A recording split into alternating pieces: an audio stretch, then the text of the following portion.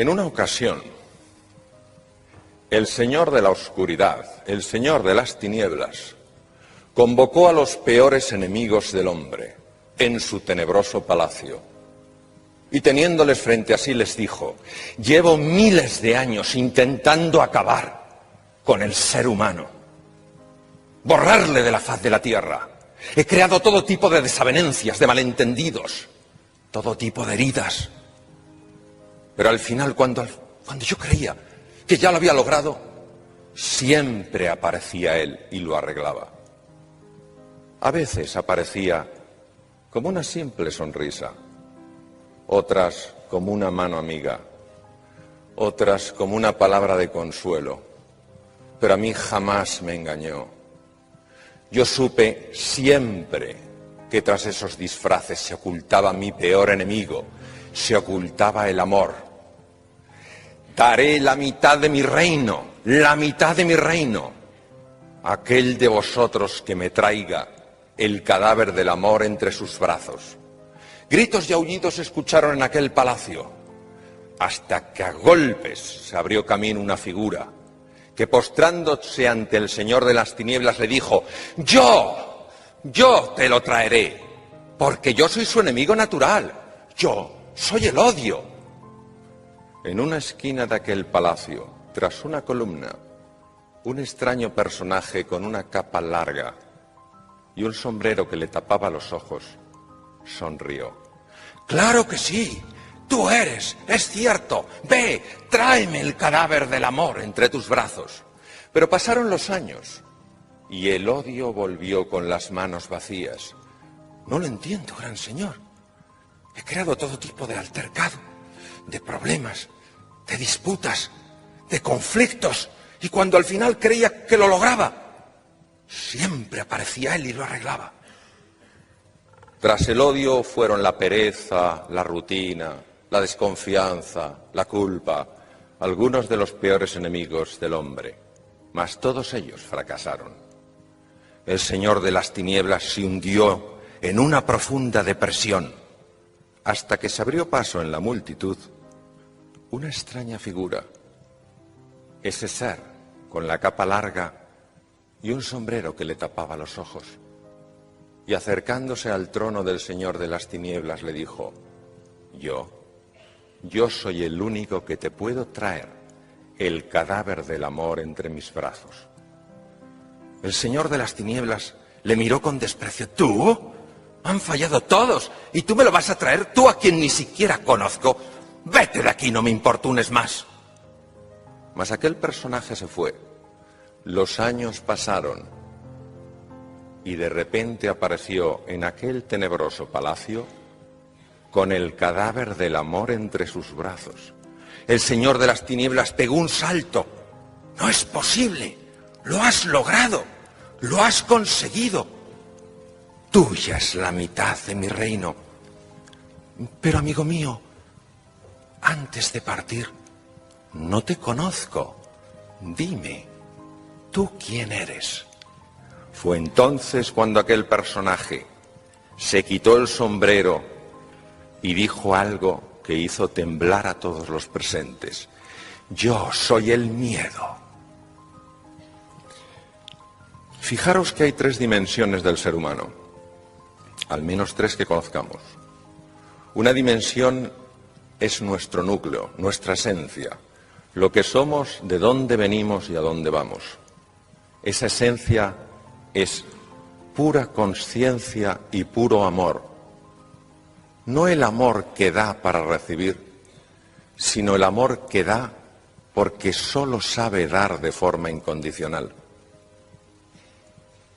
Esa esencia es lo que nos une a todos los demás y es nuestra gran esperanza, porque ninguno de los que estamos aquí, ni solos ni juntos, a través de nuestra mente podemos resolver los problemas del mundo. Sí puede el amor hacerlo a través nuestro. Fijaros qué esperanza más hermosa hay cuando estamos todos aquí y todos somos en esencia amor. Ahora bien, si eso es así, Si somos en esencia amor, ¿por qué nos hemos distanciado tanto de lo que somos? Imaginaos esos preciosos diamantes que están cubiertos por piedra, una piedra tosca, y solo cuando la rompes ves el diamante. Porque hay dos estructuras, dos espacios que rodean la esencia de lo que somos, de los que ya hablaba el grandísimo Rumi. Rumi decía que la clave no es tanto encontrar el amor como encontrar las barreras que nos impiden que él brille en nosotros. Esas dos estructuras, la primera es lo que tememos ser. Los que estamos aquí sentados, tememos no ser suficientemente buenos, no ser suficientemente inteligentes, no ser suficientemente amables, no merecer ser queridos. ¿Y sabéis lo que nos pasa a los seres humanos cuando nos sentimos tan perdidos, tan solos, tan confusos y tan poca cosa? Que de manera natural nuestro cerebro y nuestro cuerpo hace que nos coloquemos en un modo de pura supervivencia, porque nos sentimos en peligro. Y cuando uno coge un escudo para protegerse, qué raro es que no llame también a una espada. Esta es la famosa sombra, aquello que tememos ser, que no queremos reconocer, que no queremos aceptar. ¿Cómo va a haber paz en el mundo si dentro estamos todos tan divididos?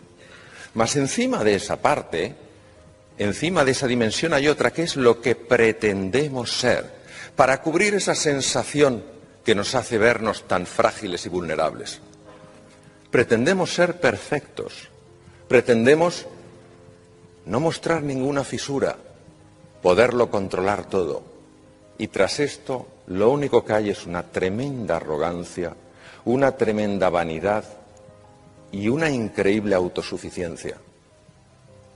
Ahora bien, uno puede pensar que si el pretender ser está muy condicionado por la cultura, por reglas que hemos aprendido de pequeñitos, la clave es desafiar, romper cualquier regla existente, echar la culpa a mis padres, a mis abuelos, a mi sociedad o al mundo que me condicionó para ser esclavo en lugar de libre. O a lo mejor puedo rechazar partes de mí, esos exabruptos de ira, esos ataques de pereza, e intentar de alguna manera doblegar, dominar eso de mí que no me gusta. La experiencia que tengo es que no funciona.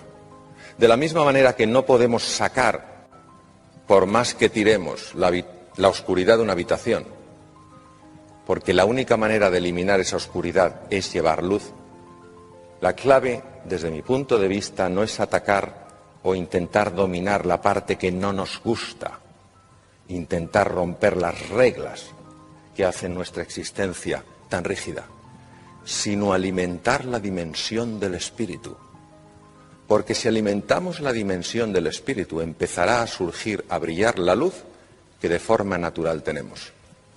En una ocasión tuve la enorme fortuna de ser enseñado por una profesora de los indios navajos.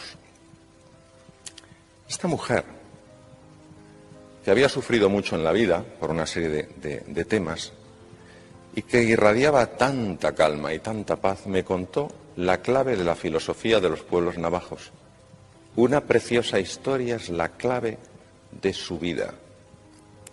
Y la historia es muy sencilla, dice: dentro de mí hay una enorme batalla. Por un lado está el águila majestuosa, todas las acciones del águila están llenas de verdad, de bondad y de belleza. El águila que vive en mí vuela por encima de las nubes, y aunque a veces baja a los valles, siempre deposita sus huevos en las cimas de las altas montañas. Pero dentro de mí también vive un terrible lobo. Él representa lo peor que hay en mí. Se sustenta sobre mis propias caídas diciendo que él también es parte de mí. ¿Quién ganará esta gran batalla? Aquel a quien yo cada día alimente. No es un tema de atacar más lo que no nos gusta de nosotros o lo que no nos gusta de la sociedad. Es un tema de nutrir, de alimentar esa dimensión del espíritu, porque sin ella el ser humano no puede resolver los problemas que ha creado desde la mente, Ya lo dijo Albert Einstein, ningún problema importante puede ser resuelto desde el mismo nivel del que surgió. Ha surgido de la mente dividida. Lo único que puede unir la mente es el espíritu. Pero el ego, que no es ni bueno ni malo, sabe que cuando la parte en la que hemos sido condicionados se une a la parte que rechazamos, el ego desaparece. Y entonces nos hemos integrado. Y me gustaría deciros una cosa, que a veces intentamos buscar ese universo a base de la reflexión más profunda, que intentamos conocer, saber, o que a veces buscamos eso en nuestro interior pensando que si cavamos mucho, al final saldrá. Recuerdo unas preciosas frases de San Francisco de Asís. Busqué a Dios a base de estudiar, a base de rezar, y no le encontré. Me busqué a mí mismo a base de meditar, a base de socavar, y no me encontré. Sin embargo, busqué a mi hermano y encontré a los tres. Es al final, esa la búsqueda. Ahora bien, fijaros, la clave no es saber si podemos hacer algo. La clave es dar un paso adelante, aunque no sepamos lo que hacer, porque en el momento en el que demos un paso adelante, lo que podemos hacer nos será revelado. Muchas gracias.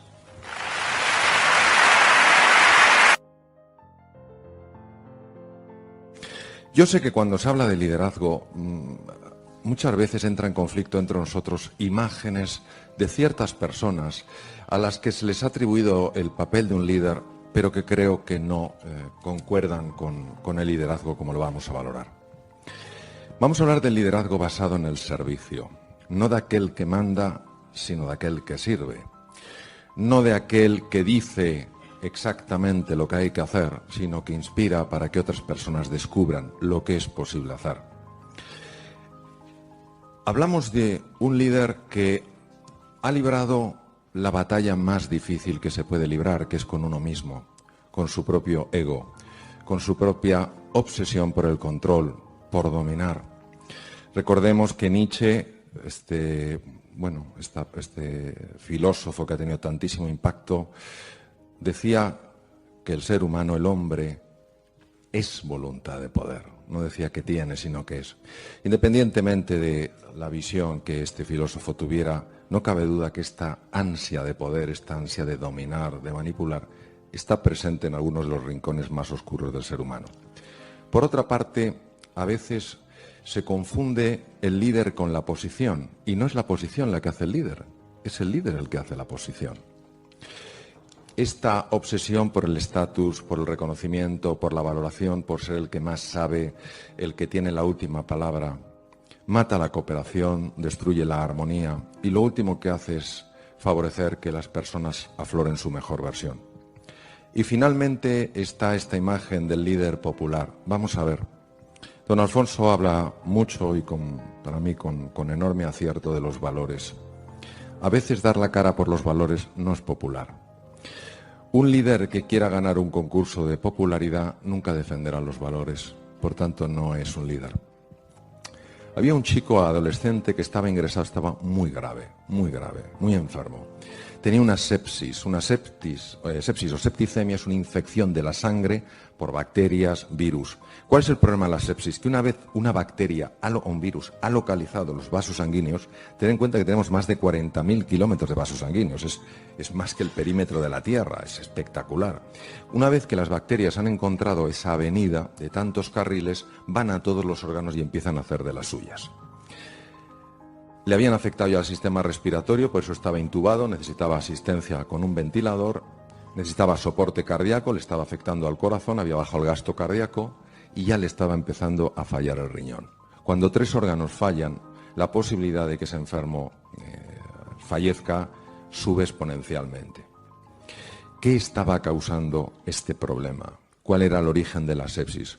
Cuando un enfermo empieza con fiebre, tiritona, cuando se sospecha una infección, se hace un hemocultivo, se saca sangre y se espera, se tiene la ilusión de pillar a la bacteria que esté originando el problema. Porque si no hay que utilizar lo que se llama antibióticos de amplio espectro, es decir, mandar bombas intentando que se carguen pues todo lo que pueda haber por ahí, pero carecen de la especificidad, de la concreción de saber exactamente la bacteria y qué la destruye.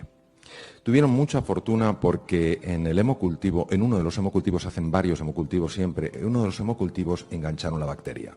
Es una borrelia, es una bacteria muy agresiva. Animados ante este descubrimiento empezaron a ponerle el antibiótico específico, pero ¿sabéis el problema? El chico parecía que mejoraba y de repente empeoraba. Mejoraba y empeoraba. ¿Sabéis por qué? Porque no habían encontrado el foco infeccioso que seguía mandando bacterias a la sangre. Es difícil describir la tecnología del hospital en el que estuve, pero algunos de los principales inventos en medicina últimos se habían hecho en su hospital. Le habían hecho de todo, no encontraban el origen. Un día el catedrático, la máxima autoridad en la universidad, el catedrático de medicina, jefe de departamento del Beth Israel, catedrático en la Universidad de Harvard, fue al hospital. Los catedráticos allí dedican mucho tiempo a escribir e investigar y pocas veces hacen ya visitas o van a ver a los enfermos porque están como en otro nivel. Y las personas que están prestando atención a los enfermos son médicos buenísimos, de los mejores que hay en el mundo, y que están mucho más en la faceta clínica, por supuesto publican, pero su labor principal es la clínica. Cuando un catedrático pasa por el hospital, eso es un evento. Y en ese evento, pues intenta apuntar.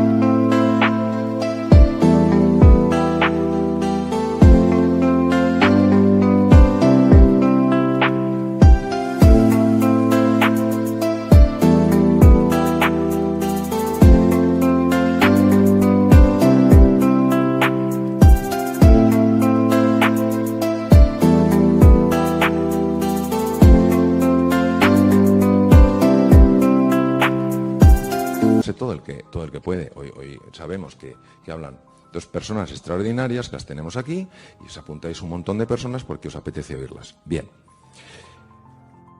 El catedrático pasó por la unidad de cuidados intensivos y le informaron de la situación del chico. Con el catedrático había jefes de departamento, el responsable máximo de la UBI médica, de la MICU, había residentes que estaban haciendo la especialidad en distintos campos de la medicina interna, y había un interno. El interno, para los que trabajéis en empresas, sería equiparable a un becario. Es decir, alguien que acaba de acabar la carrera y empieza ahí diciendo, a ver qué aprendo. El interno a Estados Unidos pasa un año y después de ese año intenta entrar en uno de los programas buenos de residencia, de hacerse cardiólogo, cirujano torácico, lo que sea. El catedrático pregunta por el chico. Y le dicen que están muy preocupados porque ya no saben qué hacer, no localizan el origen de la infección por borrelias, está fallando el riñón y temen lo peor. Y en ese momento, el becario, el último mono de a bordo, para que nos entendamos, de manera espontánea lanza una pregunta. ¿Alguien le ha mirado detrás de las orejas? A ver, en esta vida, si haces una pregunta rara, te pueden pasar varias cosas. La primera, que nadie te oye. No sabes cómo, pero nadie te ha oído. No importa lo que grites. La segunda es que te oyen y te miran raro. Y la tercera es que te oyen, te miran y preguntan, ¿quién es este? Bien. Quiero que entendáis de lo que estamos hablando. Estamos hablando de un catedrático de medicina interna de la Universidad de Harvard, reconocido en el mundo entero por sus libros, sus publicaciones, por...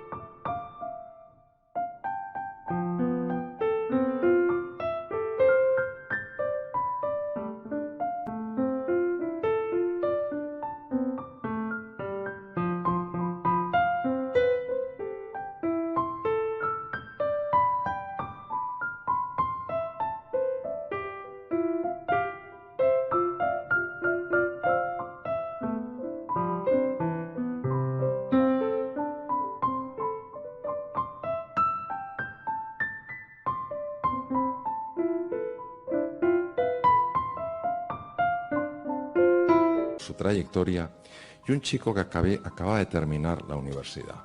Es decir, David y Goliat. ¿Qué es lo que sucede normalmente? Lo que sucede normalmente es que la arrogancia, la soberbia, el estatus, el no hay nadie que sepa más que yo tengo que demostrar todo lo que sé, el otro no sabe, yo conozco, los demás no, se apodera de nosotros y ya no eres tú, es tu ego. Y claro, sobre todo cuando hay gente que te mira. Gente que te mira como si fueras el oráculo de Delfos, la comunicación directa con los dioses. Pero quiero deciros lo que pasó. Este catedrático en la Universidad de Harvard era un verdadero líder. ¿Por qué? Porque era una gran persona. Era un hombre humilde. Recordemos que la palabra humildad viene del latín humus, lo que fertiliza la tierra.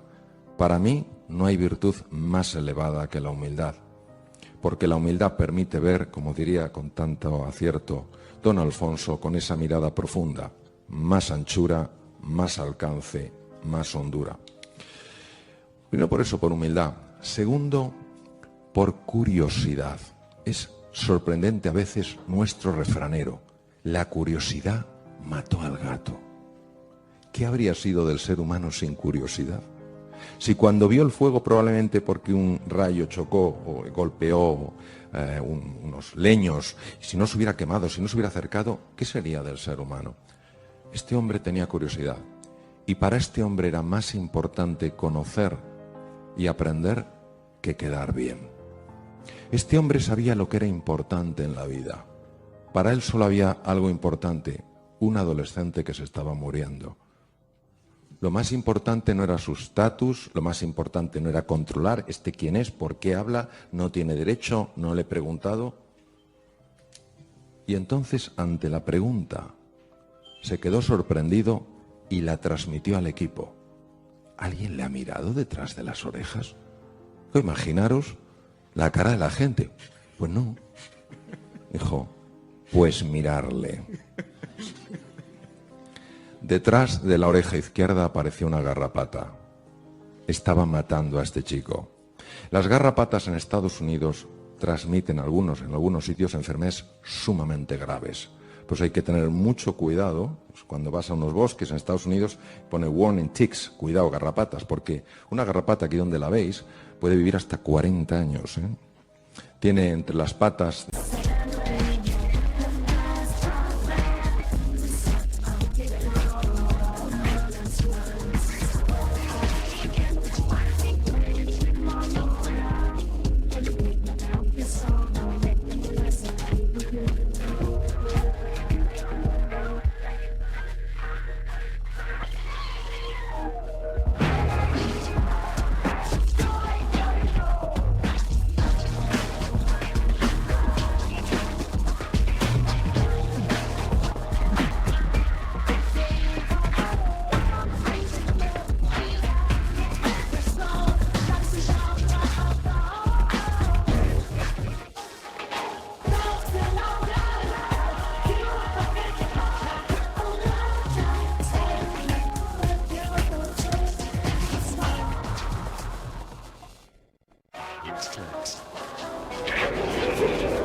anteras un órgano, se llama órgano de Heller, y con el órgano de Heller ella detecta el olor de ácido butírico.